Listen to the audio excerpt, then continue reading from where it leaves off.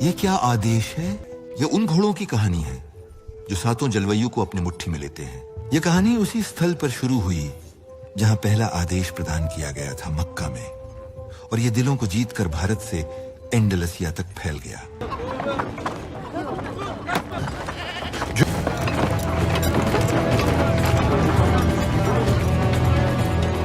अगर हम रोक नहीं पाए, वे जल्द ही सभी ईसाई देशों को कब्जा कर लेंगे। हमारे स्वर्गीय पिता के पुत्र ईसा और पवित्र आत्मा के प्यार के लिए मुस्लिमों को नष्ट करके जेरूसलम को वापस पाना सभी ईसाइयों का कर्तव्य है।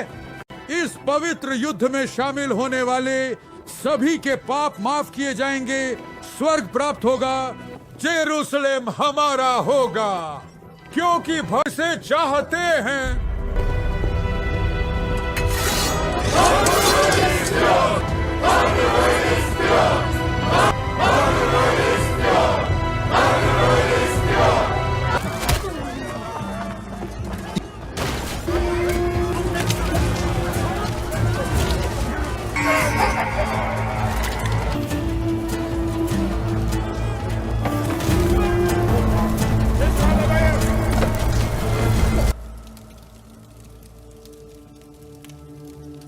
मुसलमान भी अन्याय का शिकार है। अलिमी इस्लाम को सच्चाई मानने और बतील को खत्म करने के लिए एक नायक की तलाश है। यह मुकदमा तुम्हारे पिता नूरुद्दीन ज़िंगी से तुम्हें एक सलाह और एक अमानत है जो उनके पुरखों के पहले दाम से शुरू होती है। अरे बेटा, जब तक आप इसे संभालते रहेंगे ये कहानी समाप्त नहीं होगी।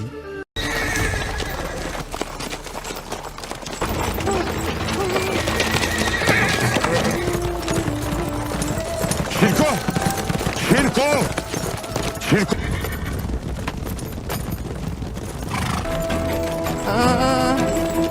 तुरन, शिरको, तुम तुरान शाह के साथ शेख की मर्जी लेकर आगे जाओगे। मैं भी यहाँ रहूंगा। सबके लिए मत जाओ भाई, मैं तुम्हें अकेला कैसे छोड़ सकता हूँ। थोड़ी और कोशिश करो। हतुन को बेचने का हाल ऐसा है तो नहीं हो सकता भाई। बेसादन और एबी हतुन मेरे साथ रहेंगे। तुम भी हवाल के मुखिया के रूप में रहोगे और उन्हें सुरक्षित रूप से अमीर नूरुद्दीन को देने में मदद करोगे।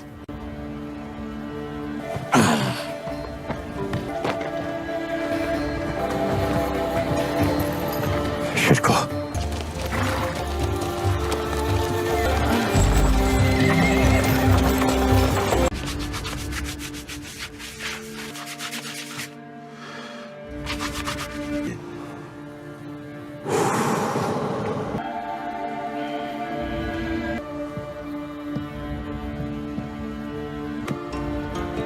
Emir Hazretleri.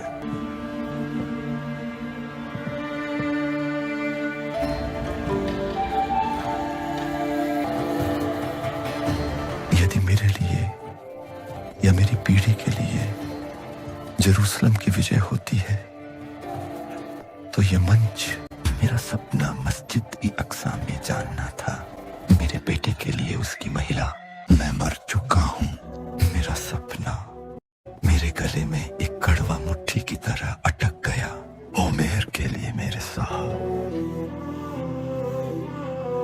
कुछ नियम तोड़ने के लिए खुशी से लिपटे हुए वह चीजें जो हम दुनिया में प्यार करते हैं वे अंत में होंगे, लेकिन हमारी आखिरी चीज अंत में होगी।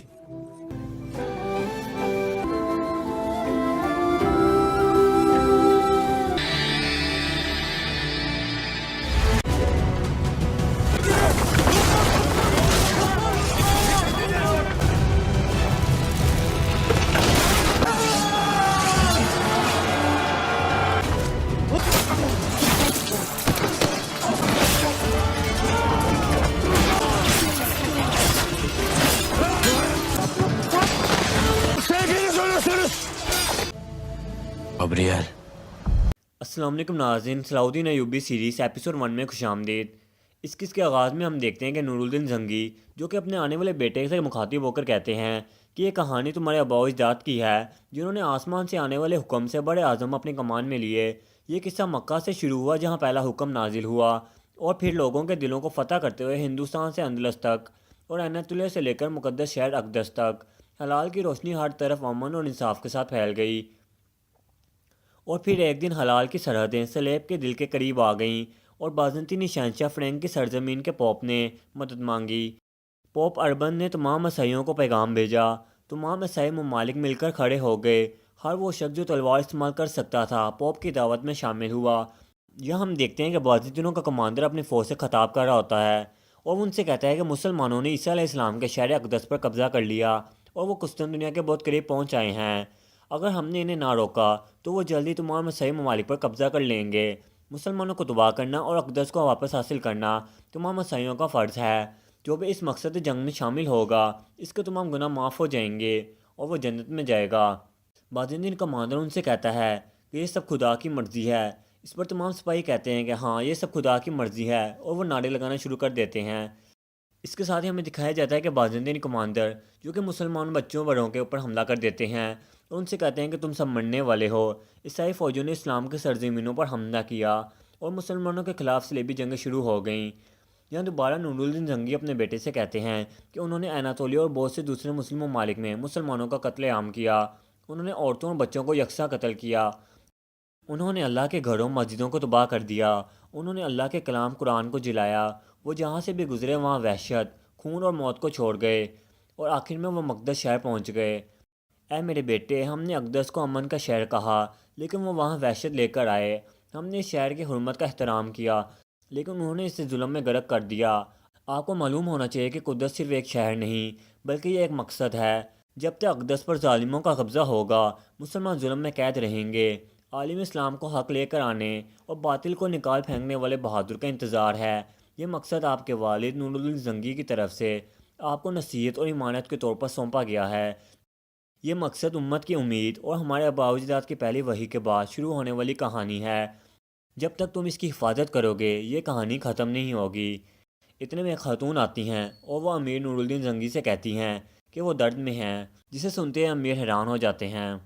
اس کے بعد ہم دیکھتے ہیں کہ نور الدین زنگی اپنی خاتون کے پاس آتے ہیں جو کہ بستر پر پڑی ہوتی ہیں۔ معالجہ خاتون ان سے کہتے ہیں کہ امیر حضرت، ہم نے ہر ممکن کوشش کی لیکن میں کچھ نہیں کر سکی۔ ان کے جاتے ہی نور الدین زنگی اپنی خاتون کے پاس آتے ہیں۔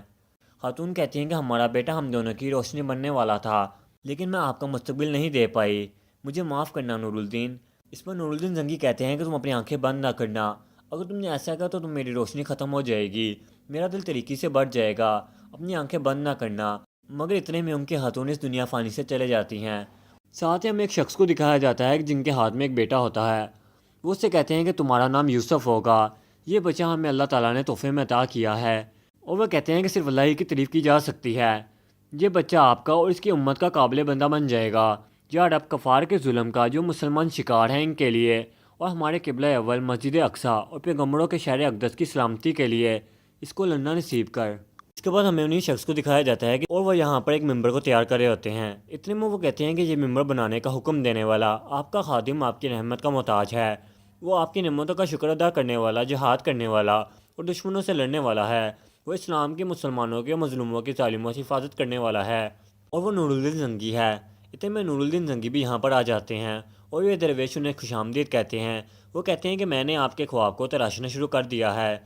نور الدین زنگی اس ممبر کو ہاتھ لگاتے ہیں اور کہتے ہیں کہ اقدس کی فتح اور مسلمانوں کو نصیب ہوئی تو یہ ممبر مسجد اقصیٰ میں رکھا جائے، یہ میری وصیت ہے اور یہی میرا خواب تھا، لیکن پھر میرا بیٹا مر گیا، میرا خواب اب ایک عظیم درد میں بدل گیا ہے۔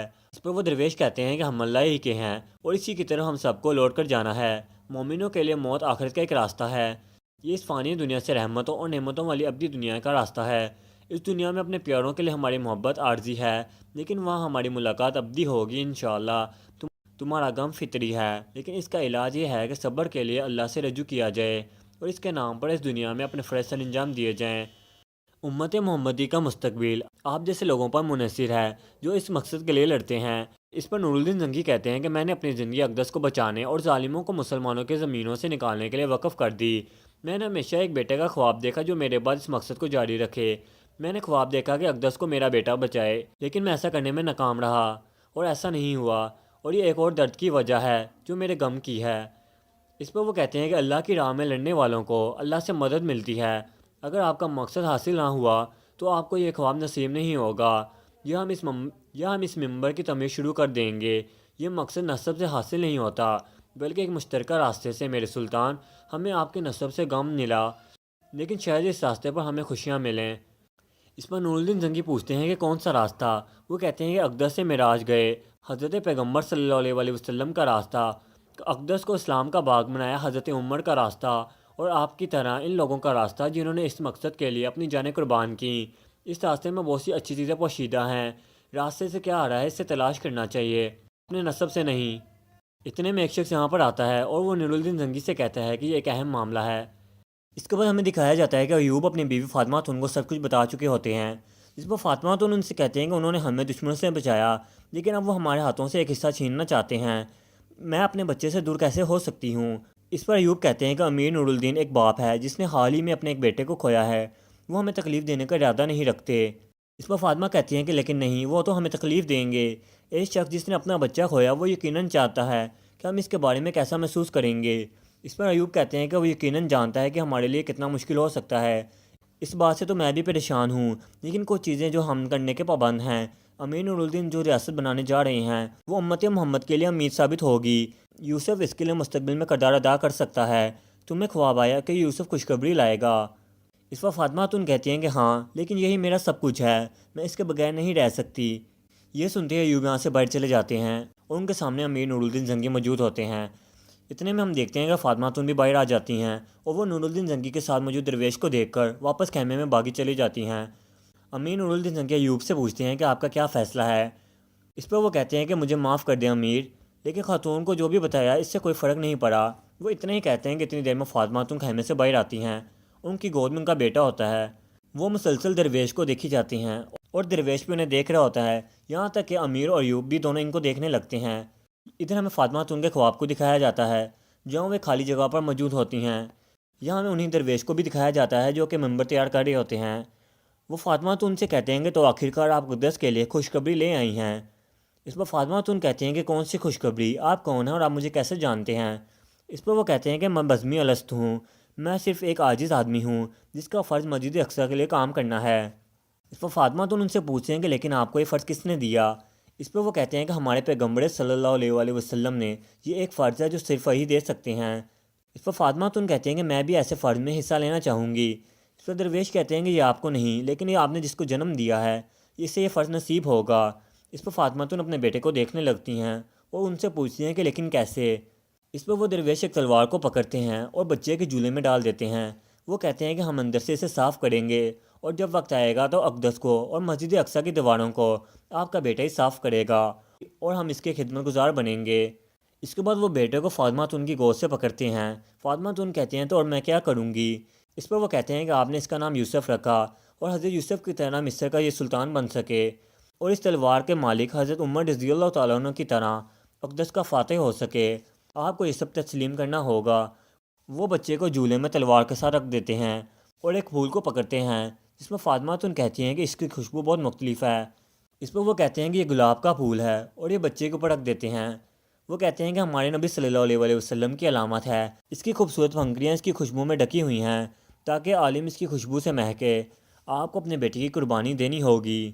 اس میں فاطمہ خاتون افسردہ ہو کر کہتی ہیں کہ میں یوسف کو کیسے دور کر سکتی ہوں، مگر وہ کہتے ہیں کہ ڈرو مت، یوسف حق کی امانت ہے، حق کی امانت کو اس کے مقدر تک پہنچائے گا، آپ آرام سے رہ سکتی ہیں، آپ اس کے سائے میں مسجد اقصی میں داخل ہوں گی۔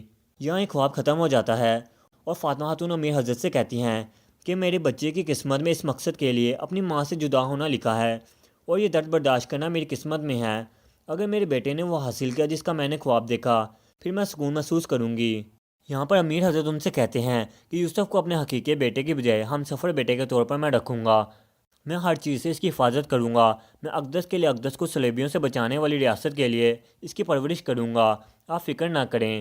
اس پر وہ درویش کہتے ہیں کہ اس راستے کے لیے جان قربان کرنے والی بہت سی ماؤں کے ساتھ بھی آپ بھی اس تکلیف میں ہیں، لیکن کل یہ بہادر بہت سے والدین کو تکلیف سے بچائے گا انشاءاللہ۔ امیر کہتے ہیں کہ میں چپکے سے یوسف کو محل میں لے جاؤں گا، میں انہیں بتاؤں گا کہ حکمہ نے میرے بچے کو بچا لیا اور اپنے مرحوم بیٹے کو آپ کے پاس بھیجوں گا اور آپ اسے دفن کر دیجیے گا۔ وہ ان سے کہتے ہیں کہ یہ راز ہمیشہ ہم چاروں کے درمیان رہے گا۔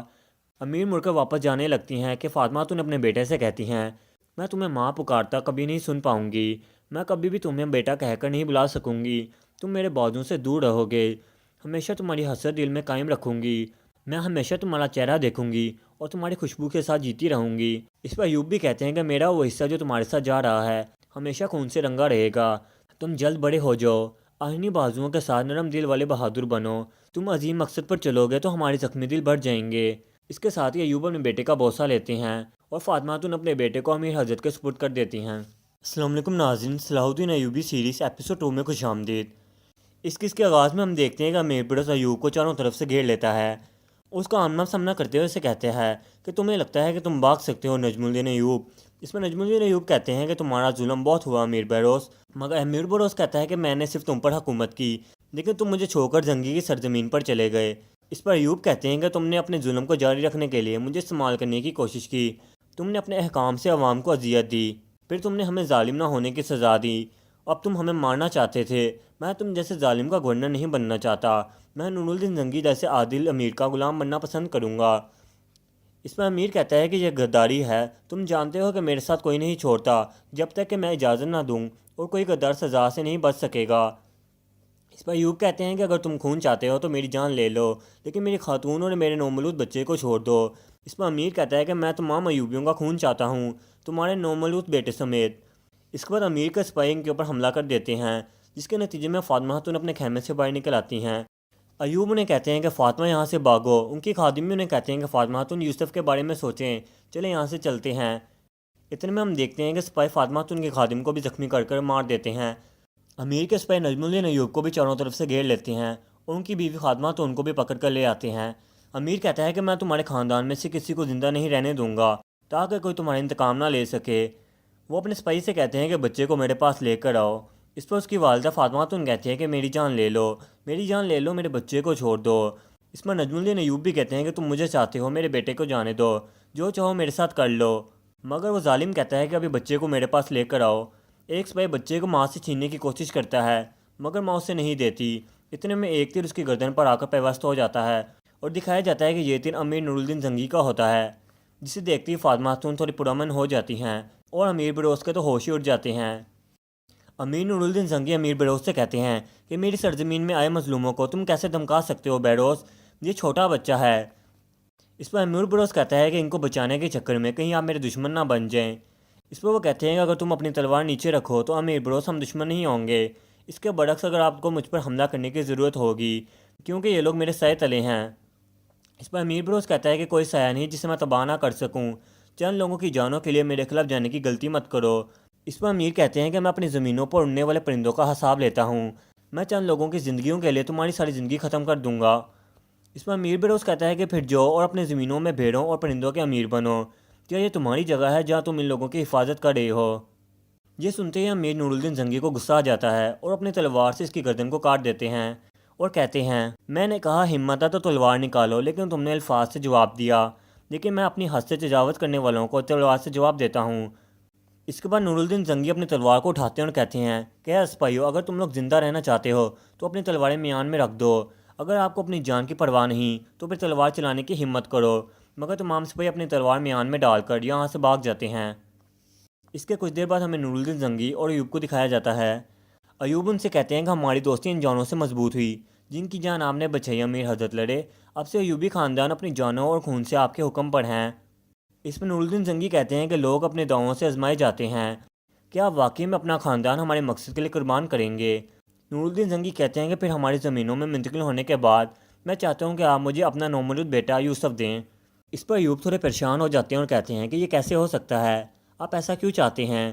اس پر نور الدین زنگی کہتے ہیں کہ اقدس اور بہت سی دوسری مسلم سرزمینیں صلیبیوں کے حملوں کی زد میں ہیں، سلجوکیوں کا مستقبل خطرے میں ہے، ہمیں ایک ایسی ریاست کی ضرورت ہے جو مسلمانوں کو اکٹھا کرے۔